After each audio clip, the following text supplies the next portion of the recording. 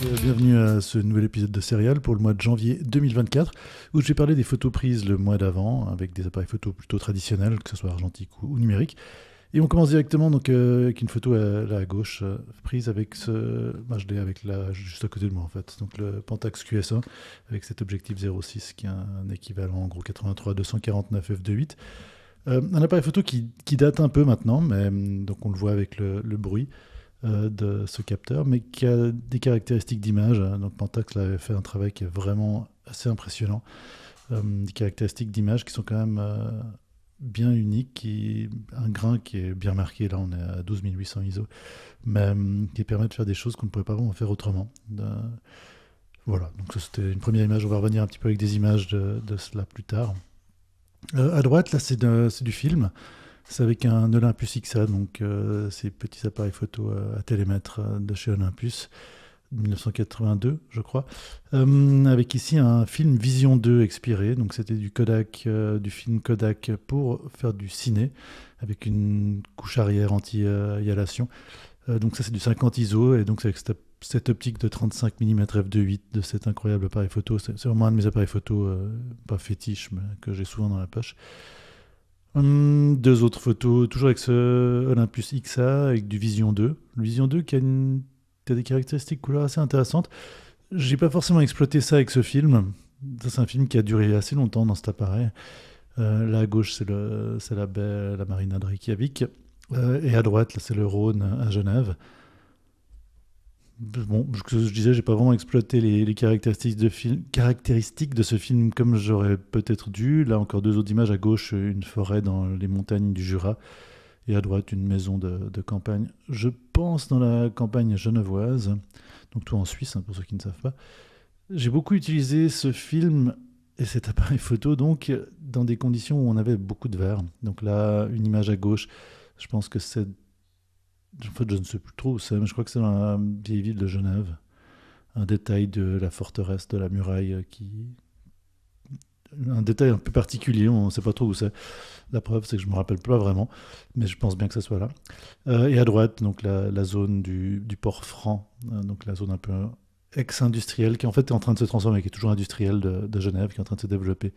Il devrait y avoir bientôt un développement particulier de grands immeubles, de grands gratte-ciel, enfin, la petite ville qui se rêve une grande.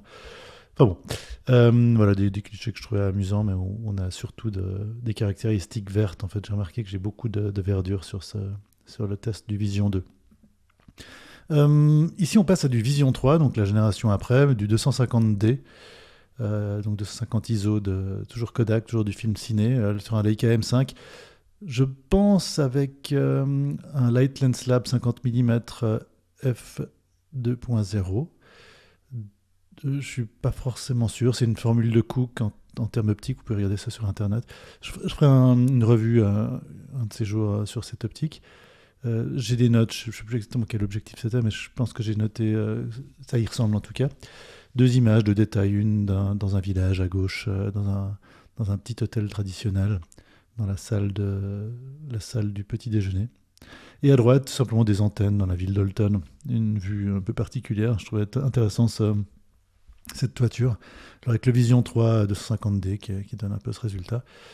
Voilà, ici à gauche, dans les montagnes du Jura, proche justement de Holton.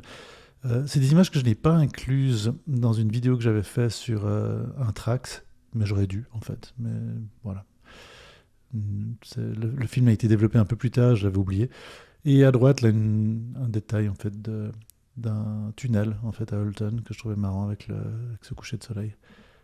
Voilà, encore deux détails de Holton, toujours avec le même équipement, le Leica M5 avec le Light Lens Lab 50 mm f2.0. Toujours même équipement, là on part sur Zurich, donc les canaux de Zurich, un peu plus tard dans l'année, avec ces couleurs bien particulières du Vision 3, moi que j'aime beaucoup. Une précision qu'on a de la peine à retrouver avec d'autres films. Ou encore ici, on va finir avec ces deux images, toujours le même rouleau de film et le même appareil. À gauche, là, c'est cette salle une autre salle un autre salon en fait de ce petit hôtel. Donc, c'est des caractéristiques de l'optique et du film. Et à droite, c'est un ratage. Je sais pas trop ce que j'ai fait avec. C'est un des clichés sur le film qui était comme ça. Bon, voilà, voilà ce que ça donne. Euh, Ici, donc on passe à autre chose. Là, on a juste une image à gauche faite avec du Contax T, avec un appareil photo qui est le Contax T. Donc, j'en ai déjà parlé dans une vidéo séparée. Je vous pousse à aller la voir. Là, c'est avec du Kodak Gold expiré, mais depuis extrêmement longtemps. C'était dans l'appareil quand je l'ai acquis. Et donc, j'imagine dans les années 80. Et le scan qui m'a été fait, là, c'est pas moi qui ai fait le scan. En fait, il me manquait des clichés, donc ce sera pour le mois prochain. On aura la fin de ce film. Là, il y avait que 2 ou 3 clichés, et celui-là que je trouve assez intéressant, avec ce rendu très bizarre qui correspond bien à un film expiré depuis extrêmement longtemps, ou en tout cas bien abîmé par les conditions. Et à droite, là, on revient avec du Pentax QS1, donc du numérique, avec le 06, là, cet appareil dont j'ai montré un cliché au tout début. Le genre de bokeh qu'on a avec cette optique quand elle est hors focus ou quand on est un peu plus en focus, avec vraiment ces caractéristiques de magenta qui ressortent dans les basses lumières et de ce grain très particulier. Mais ouais, beaucoup de caractères avec cet appareil, ça serait tellement... Enfin, je crois qu'on est assez nombreux ceux qui ont testé la série des Q, c'est vraiment du mini appareil photo, mais maxi en termes de possibilités. Ça serait pas mal vu que ces optiques sont quand même vraiment bonnes. Extrêmement compacte, extrêmement légère. Ça serait génial si Pentax ressortait un boîtier avec un capteur moderne. Là, c'est un 12 mégapixels qui a presque, ou même plus de 10 ans en fait. Moi, je sais plus exactement, mais enfin bon, c'est le QS1. Et voilà le genre d'image qu'on peut avoir avec. Voilà, encore j'arrive plus à parler. 2 autres images avec ce QS1, avec un peu plus de lumière, où là, d'un coup, on retrouve un peu les caractéristiques du grain, parce que la gamme de sensibilité est un petit peu minimale. Donc quand on pousse les basses lumières, on a ce grain qui ressort, comme on peut le voir là sur cette plage islandaise.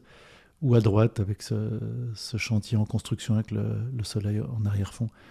Mais un équipement vraiment unique, ces séries des Q de chez Pentax.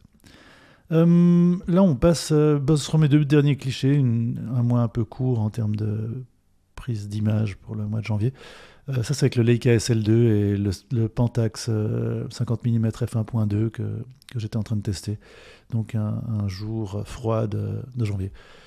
Avec ce rendu. Alors, je trouve que ce 50 mm, dans ce genre de conditions, je vais faire une revue de cette optique. Je trouve que là, il est tout d'un coup moins intéressant. Il est superbe en basse lumière, superbe dans des conditions un peu plus contrastées. Là, je suis un peu perplexe. Mais voilà, ce sont les deux dernières images. Donc ça, c'était en Islande, ces 2 dernières images. Et voilà. Alors, si vous avez des questions, des commentaires, bien, comme toujours, n'hésitez pas. Et au mois prochain.